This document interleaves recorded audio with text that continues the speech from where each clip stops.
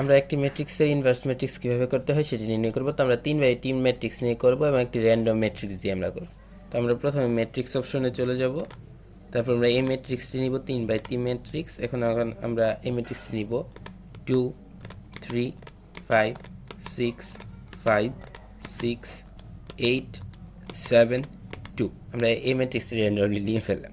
তারপর আমরা এসি বাটনে ক্লিক করব, শিফট বাটনে গিয়ে আমরা 4-এ ক্লিক করব।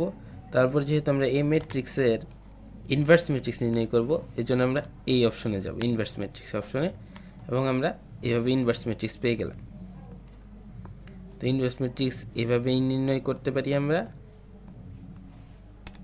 এবং আমরা যদি এই ইনভার্স ম্যাট্রিক্সে দেখতে চাই, আমরা এই 6 অপশনে যেতে পারি।